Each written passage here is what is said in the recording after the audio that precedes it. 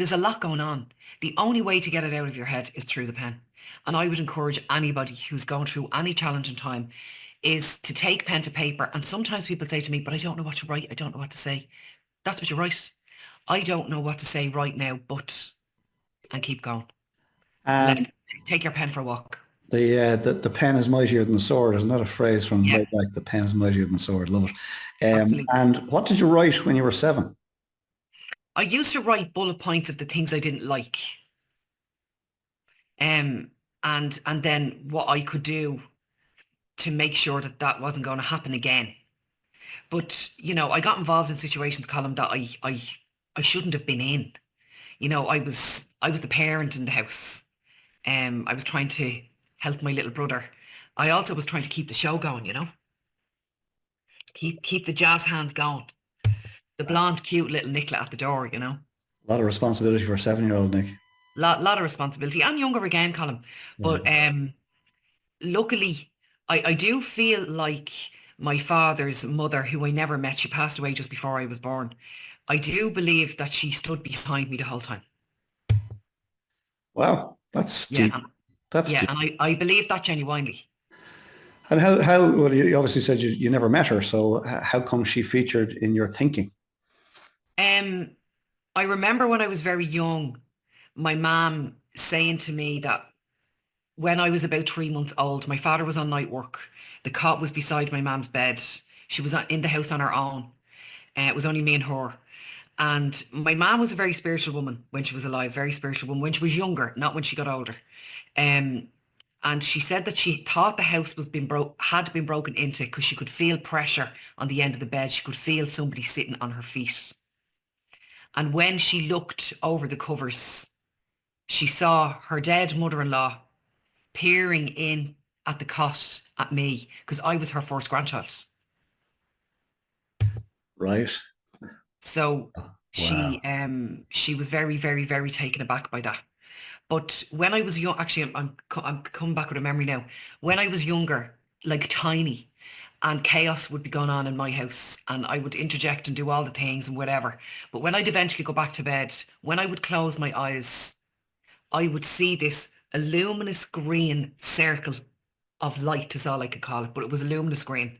And as soon as I saw that green light, I was straight off asleep. And I thought everybody saw this, Colm.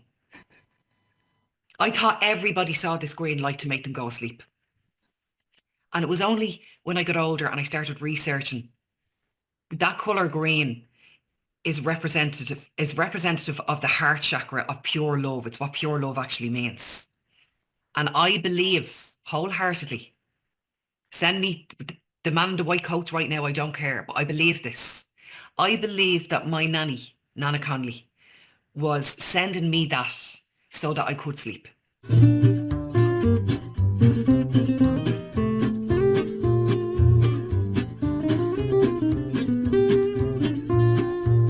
Hello there and welcome to Another Coffee with Colm. Thanks indeed for joining me. Delighted to let you know that today, Nicola Byrne, a good friend of mine for several years now, has decided to join us, been co-opted to join me for a cup of coffee and a chat about all things mental well-being. Nicola, you're very welcome to Coffee with Colm. Please pop in, say hi, cheers us with your coffee cup. Well, unfortunately, Colm, I don't have any coffee this morning.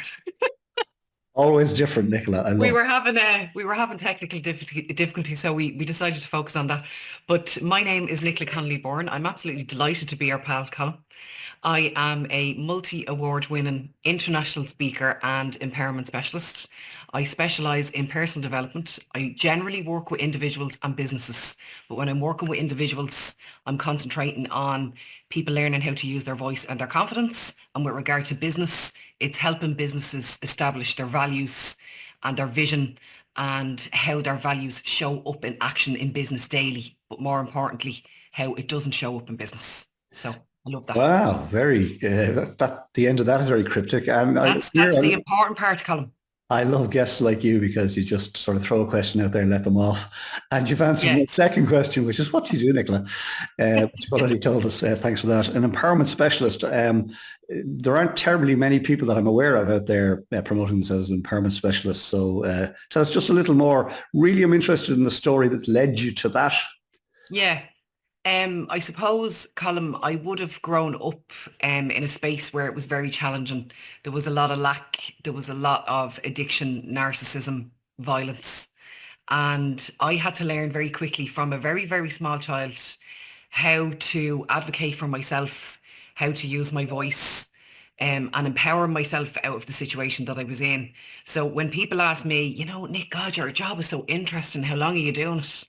And I say, I'm doing it my whole life. However, I'm being paid to do it the last 8 years.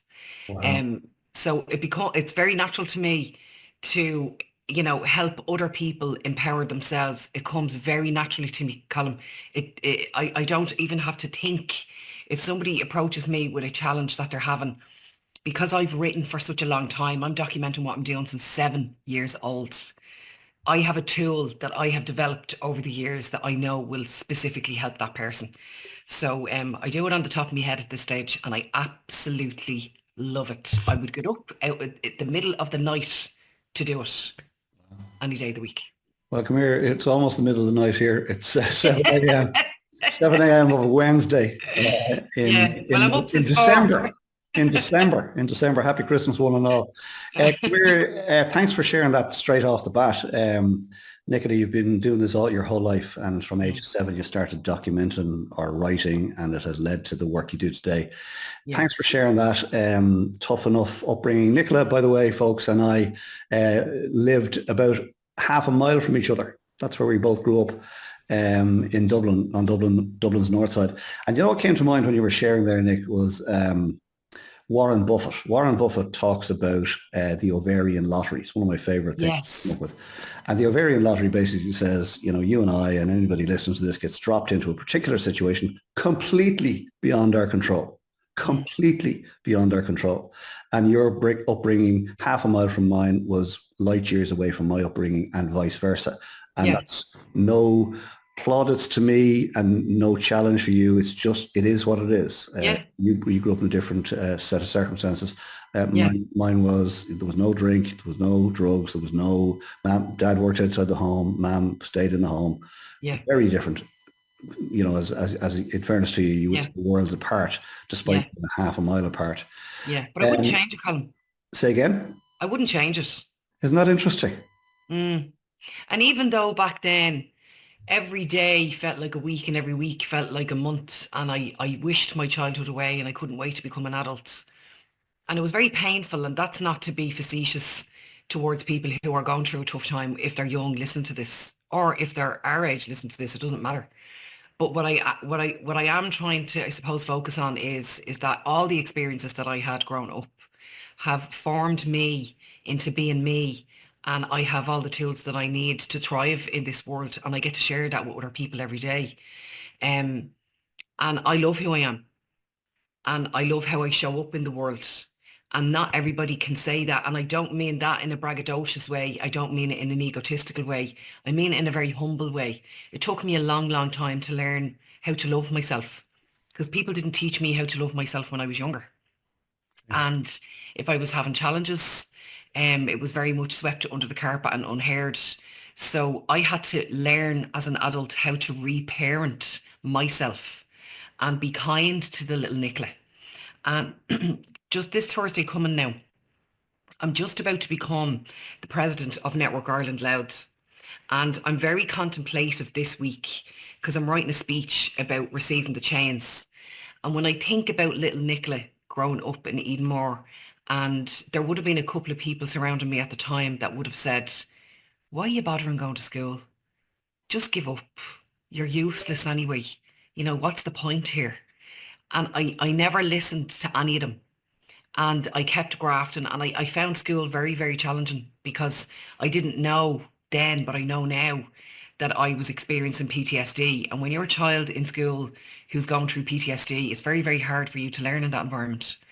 So when I think about back then to all that I've achieved and the happiness that I've created for myself and the lovely life that I have, and that there's a body of people that are going to trust me with a set of chains to bring a whole community along for the next 12 months.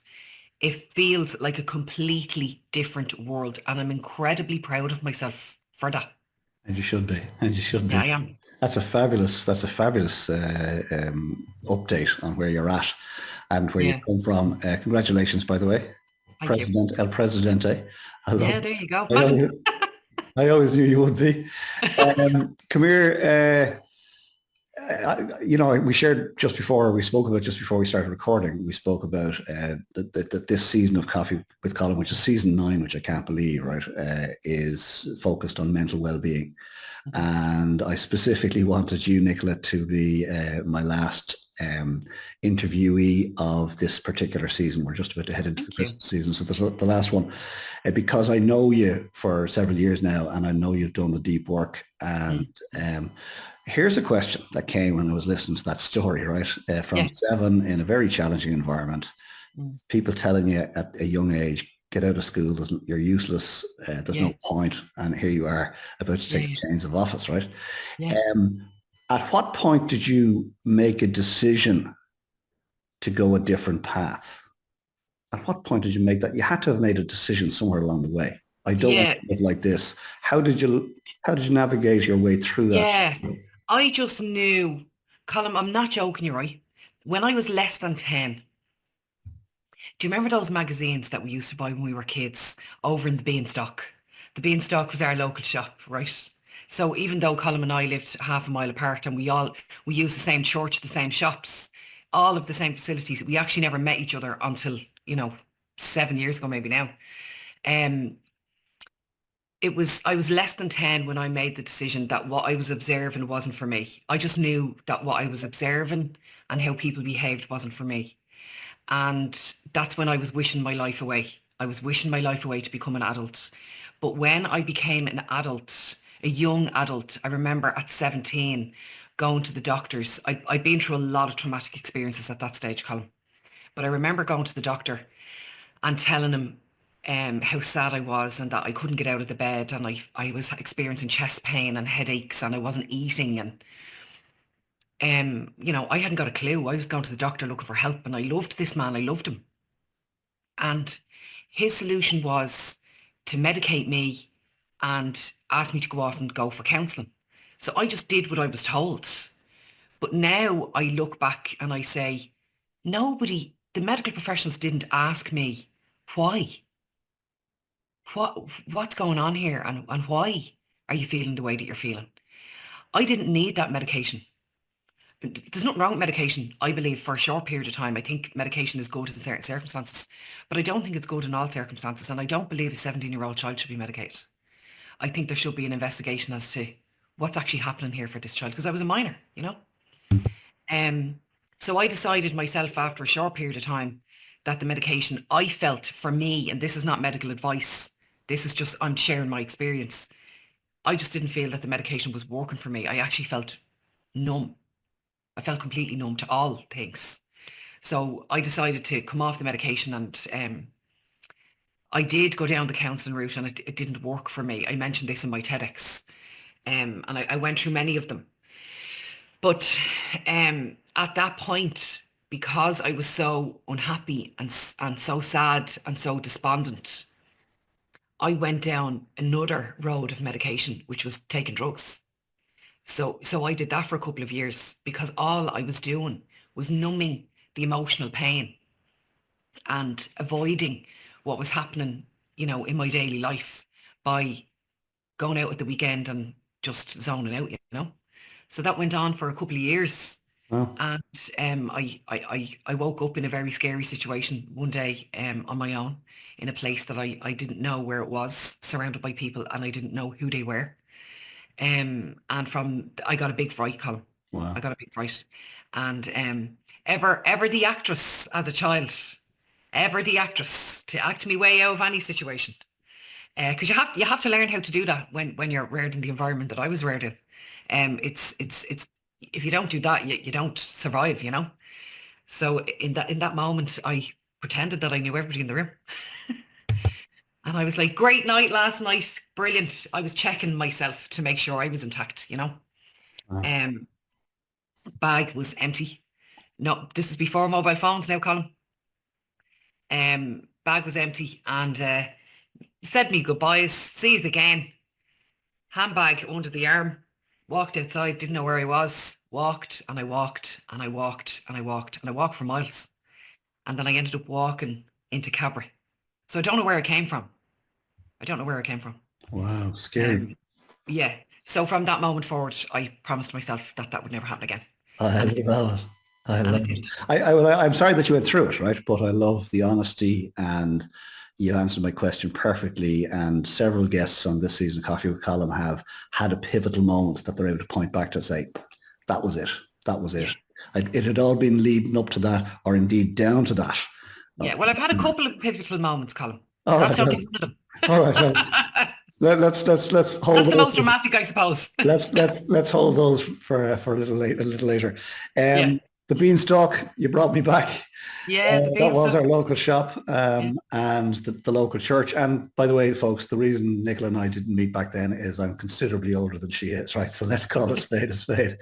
But Nice. we did go to the same church and we did go to the same shop to get sweets on a Sunday and all that type of stuff. And you know, we both survived and I'm delighted that we met, as Nick said, probably 7 years ago at this stage. So come here, the work you do today, an empowerment specialist, excuse me. Yeah. And by the way, this is important, right? Thanks, Nick, for sharing, right? Anything that you're sharing at this moment in time, I believe, absolutely, the universe wants somebody out there to hear it from you. I agree. Somebody else might say the same words, but somebody out there will only I hear agree. Connolly Byrne. And our job, yours and mine in this moment, is simply to have a chat, okay? Yeah, yeah. And I agree with you wholeheartedly, Colin. And that's why I have no problem with sharing, which could be very shameful information and hurtful and embarrassing. But I've no issue with sharing all that, Colin, because I know that stuff goes on behind closed doors that people, struggle to admit to. But if they see somebody else modeling the behavior of the level of honesty that I don't mind having, that might inspire them to go and sort themselves out. So I've no problem with that. Well, I agree, and it's a real pleasure having you here. And I knew you'd be like that, right? And that's why I wanted to finish the season with you. Yeah, You said stuff goes on behind closed doors. 100%. It's my absolute belief there isn't a hall door in the country, probably in the world, where there isn't something going on that the people yeah, behind that closed door would prefer it wasn't. yeah, Okay. One of the problems that, dare I say it, Nicola Connolly Byrne may have, okay, is people look at you now, mm, right, as you are, and think, she's got her shit together. That's for yeah, sure. I could never be like that. That's why this type of conversation is important, because it yeah, wasn't always the case. There's a lot of yeah, work has gone into Nicola Connolly Byrne presenting today as she is, yeah. right? And that's not just physically. Success in every area is an inside Internally, job. mentally, emotionally, Absolutely. physically, spiritually, financially, whole shebang. The whole shebang, yeah. And so it's really important that people hear that, okay? Mm, So thanks for sharing. Um, the work you do today as an empowerment specialist, okay? mhm. From memory, you didn't start out to do that. You were going to do some other kind of work. Now, I know you had a career, right? You can talk about Yeah, that for a moment if that's okay. And then you yeah, pivot yeah. into self-employment, but it wasn't supposed to be doing the work you're doing today. No, and like that, everything happens for a reason, Colin. And the segues in my life are just all magical, I think. So when I decided when I was very young that the life that I was living through no choice of my own, and the environment that I was in, I just knew my only goal was I want to work in an office and I want to wear a suit, right? And I didn't care what industry it was in. I probably didn't even know what industry meant at the time because I wasn't surrounded by people who had big aspirations or ambition. And the reason why I mentioned the beanstalk in the magazines that we used to buy is when I was less than 10 or maybe an early teenager. Do you remember the agony aunt columns? Yeah. I used to read them, and as a child I used to critique the responses. Swear to God, swear to God. So when I was a child, all I ever actually wanted to be was an agony aunt because I was coming up with better responses than the people who were responding. And I was like, no, if they did it this way now, that'd be much better. And I could see boundaries, confidence, self-belief as a child, Colin, right? So then as I got a bit older, all I wanted to do was wear a suit and be clean and pristine and working in an office. Didn't know what that was. Started off in the IT industry. Moved through lots of different industries and launched Xbox in Asia for Microsoft. Ended up being the executive officer for political science in Trinity. Um, got married, had a baby born very sick. Chose to give up my career. And I decided to study Reiki to understand how the energy was working in his body. But I did that for me privately. It was never going to be a business. But then when people heard that I was a Reiki master, and I took 4 years to do that, like people can get Reiki master certs in days and weeks now. But back then I chose to do it properly like a degree. And I did it with the right people. So people started asking me, can I come to you for Reiki? Can I come to you for Reiki? And I was a bit didn't really know if I was comfortable with that because it was only for me and my family, really. Anyway, there's a rule in Reiki that you can't really decline if somebody directly asks you for that. So I did. And then as my confidence grew, I suppose, and more people heard, I started saying, when people were coming back to me with the same issue, I started saying to them, listen, I have this writing work. I used to just call it the writing work. I have this writing work and there's a particular part of it that might be useful to you. Do you want me to share that with you? And they all said, yeah, that'd be great. And I remember the first time when everything shifted. I had given this girl some writing work the week before and she'd come back to me the following week for Reiki. And when we were discussing the writing work, the time ran away with us and the hour was up. And there was somebody else coming in behind her. And I apologised and said, I am so sorry. I completely mismanaged our time. We didn't get a chance to do the Reiki because that's why she was there. Do you want to pop back to me next week and I'll give you a complimentary session? And she said, oh, no, I'm not coming back for the Reiki. I'm coming back for this. And I was like, what do you mean? I don't know what you mean. What is this? So I didn't know what was going on. I didn't know. There was a shift happening, but I didn't know what the shift was. So I reached out to my mentor back then, Mark Whitehand, and I explained the situation. And he said, well, you can't call yourself a Reiki master now because that's not what you're doing. And I was like, well, I don't know what I'm doing. I don't know what this is. So he poked the bear and he said something to me that was very hurtful to me at the time, but he knew what he was doing. He said, well, if you're going to present yourself in the world as a Reiki master, but you're actually doing something else, that sounds a little bit inauthentic to me, Nicola. And me and a lack of authenticity in one sentence doesn't gel. That doesn't make sense to anybody. So he threw down the gauntlet and I didn't like it. And I grappled with it for a couple of days and I changed the business name a couple of times. I remember a friend of mine reaching out to me saying, are you having some kind of identity crisis? Because every time I log on to Facebook, you're something else now. I'm like, I don't know what I'm doing. I don't know what this is. So yeah, I stopped practicing Reiki and then I just started doing the writing work with people. Writing work, I love it. The writing work. Come here. And Sorry to interrupt you. That's just wonderful. I mean, there's a potted history right there from, yeah, totally unplanned. Yeah, no, but this is unscripted. This is just to have the chat and see where the universe leads us. Love that your way out of the situation you were in was defined as I get a job in a suit in an office where I get to wear a suit in an office. And then, you go on to casually drop into the conversation. Oh yeah, and I launched Xbox for Microsoft in Asia, right? Now there aren't very many people who can claim that, Nicola Connolly. No, there's only a handful of us. There's only a handful. There you go. Right. So, and from there, and you got married and you had your son, Jamie. Is that right? Jamie, yeah. Yeah. And there was a challenge there when he was young, obviously, and yeah. But you see, here we are today. This is what I find really interesting about these stories, right? Here we are today. And you're a completely different person to that person that was back then. And you stepped on into a path that you thought was going to bring you fulfillment. And the universe clearly had a plan for you, right? And had to slap you in the head a few times. And that mentor of yours upset you. Yeah. He probably didn't intend to upset you, but the universe intended for him to upset you because it's probably the only way you'd listen to him. Absolutely. Right? Absolutely. And that lady who first came and missed her Reiki session and you apologized to her, I mean, that's another pivotal moment. That's where the universe finally said, excuse me, right, we have Nicola. Yeah. She's on the team. Yeah. What happened after that? Yeah, so I I did this online challenge, a 21-day challenge about changing a habit that was unhealthy for you. And on the back of that, then I launched a private group that was a membership only. So there was a monthly fee.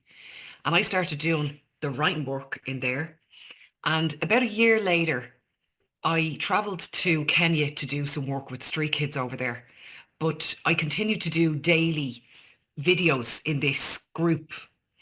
And I remember I was after coming from an extraordinary situation with one of the boys that we were helping. And, I was coming from an environment where these kids were living on a tip, and they were pulling chicken bones out of the rubbish and pulling sanitary towels off it, and thought that they had won the lottery by finding this bone with a screed of chicken on it. They had no shoes. They were wearing girls' clothes. So you can imagine me in that environment and how big my mammy feathers are to do my very best for those boys while I was over there. So I was coming from a completely different world. So I came home that day, did a live stream in the group, and one of the girls put in a comment to say, I'm finding this work really, really challenging and very hard. And I said to myself, there's no way you can find this challenging and hard given what I've just witnessed with these boys. So, when you have one of those passionate moments, and I was like, there's no way, her name is Siobhan. Siobhan, there's no way you can find this difficult in comparison to what these children are going through over here in Kenya. And I said, this is not homework. This is not homework. This is work for your soul. This is soul work. And from that moment, we rebranded the writing work to Soulworks as it is today, whichever, like that's what the main product is called, Soulworks. So that's how that was born. That's how the Wow. name of that product was born. Amazing. Absolutely Yeah. amazing. You did say at the start that there have been several pivotal moments. I honestly didn't think we'd get to chat through them, but we're getting through them at a rate. And We're that, only tipping the iceberg, I calling me know, I man. know, I know. Yeah. That's that, but another great story, And, as you say, Siobhan, are you still friends with Siobhan? She's still I talking? am, I am. Yeah. Yeah, she Hey, stays in touch with Siobhan. me. I love her. Nice to meet you, Siobhan. Yeah, But no, Siobhan challenging you, right? And the poor thing didn't know she was challenging you, right? But yeah, you used again. the phrase earlier, poke the bear, and Yeah, it sounds like she poked the bear, she and did. you came back at her. Yeah. But from that came the name of your business today, which is Soulworks, or at Well, least it's the name of one of the digital one. products, Yeah, the sorry, main sorry. digital product. Yeah, Yeah, absolutely. Yeah, yeah, fantastic, and it does exactly what it says in the tin. yeah, Come here. This chat is all about what has made you today. Is that yeah. okay?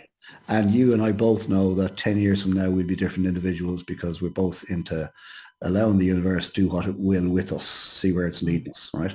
Um, so, and we could be here all day, right? Here's the, Yeah, we here's the could, problem. Right. literally. So we won't stay all day this time, if that's okay, Nicola. Yeah. We'll just bring this, put a teaser out there for people to consider. Probably the most important thing, folks, is if you're listening to this and anything that Nicola is saying, anything at all from her journey is speaking to you, listen to that. Listen to Mm, what your intuition is telling you, and mm, reach out to Nicola Connolly Byrne in the yeah. first instance for anything, for the chat, right? See where it Mm, leads. mm, Nicola, as I say, we could be here all day, but we don't have time, unfortunately. So two last questions. mhm, Two last questions, just to bring this particular coffee column chat to a close, if you don't mind. mhm. The first, and we may have touched on this already, perhaps not, because I know you have a rich history. Um, a really challenging moment Mm, back in the day that you came through and you mhm, survived, how you got through it and lessons you learned. And then we're going to finish with a highlight in your life, one of many, I'm sure. mm. Okay. So look, I've had a lot of challenging moments, Colm, and someday I'll document them all. But I suppose when I was much younger, I always came back to center of, if I was in chaos and I was in trauma, I always came back to center of writing and writing out what the issues are, where I can make any changes, if any at all. What can I do for myself in the moment, and what are my needs? Because my needs weren't met. What do I need right now? What can I do for myself right now? And I want to make it really clear to your listeners that the pen is the best, strongest and sharpest tool you will ever need to get yourself out of any situation. I have written my way out of everything. So I always say to my clients, your head is not for storage, your head is for creativity. And I know that some people struggle with writing, but if you don't write what it is that's weighing you down or challenging you or keeping you stuck, or that negative self-talk, that repetitive negative self-talk, that story that you're stuck in, if you don't get that out of your head, it's like bullets ricocheting around your skull, causing damage constantly. And then add in another bullet with another issue. There's a lot going on. The only way to get it out of your head is through the pen. And I would encourage anybody who's going through any challenging time is to take pen to paper. And sometimes people say to me, but I don't know what to write. I don't know what to say. That's what you write. I don't know what to say right now, but, and keep going. And Take your pen for a walk. the pen is mightier than the sword. Isn't that a phrase from way back? The pen is mightier than the sword. Love it. Absolutely. And what did you write when you were 7? I used to write bullet points of the things I didn't like. And then what I could do to make sure that that wasn't going to happen again. But, you know, I got involved in situations, Colm, that I shouldn't have been in. You know, I was the parent in the house.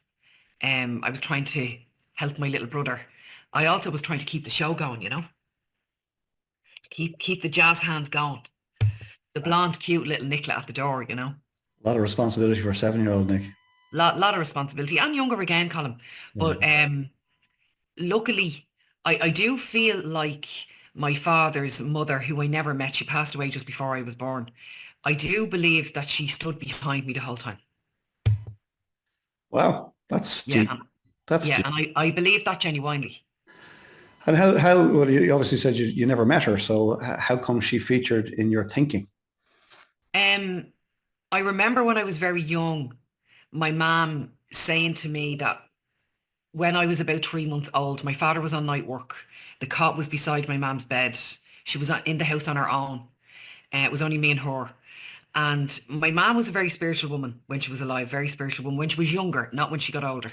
And she said that she thought the house had been broken into because she could feel pressure on the end of the bed. She could feel somebody sitting on her feet. And when she looked over the covers, she saw her dead mother-in-law peering in at the cot at me because I was her first grandchild. Right. So Wow. she was very, very, very taken aback by that. But when I was young, actually, I'm coming back with a memory now. When I was younger, like tiny, and chaos would be going on in my house, and I would interject and do all the things and whatever.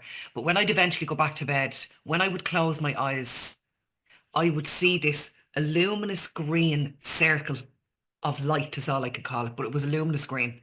And as soon as I saw that green light, I was straight off asleep.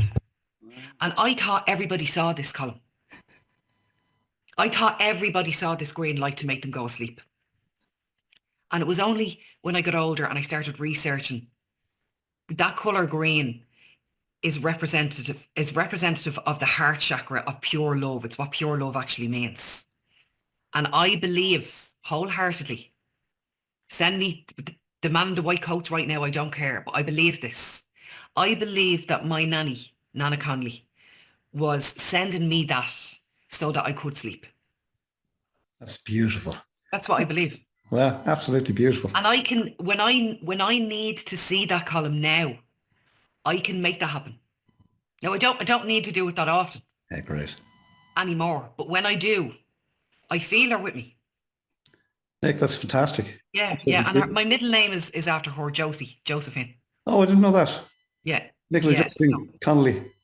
Now Nicola Byrne. Josephine Grace, because I was born to amazing grace.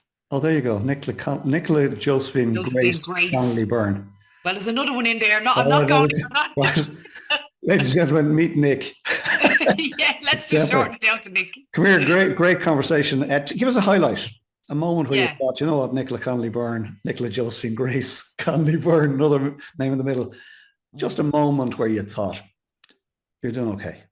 Yeah, like there's loads of ways. Never thought that I'd be able to buy property, and I did because I didn't come from a place where that was on the horizon, you know.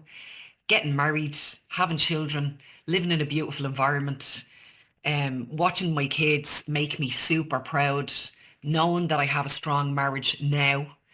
Um, all the pieces of glass that are up here on the shelf, the awards that I've received for all of my business achievements and the help that I've given to other people, traveling abroad to help people less fortunate than me in Brazil and in Kenya.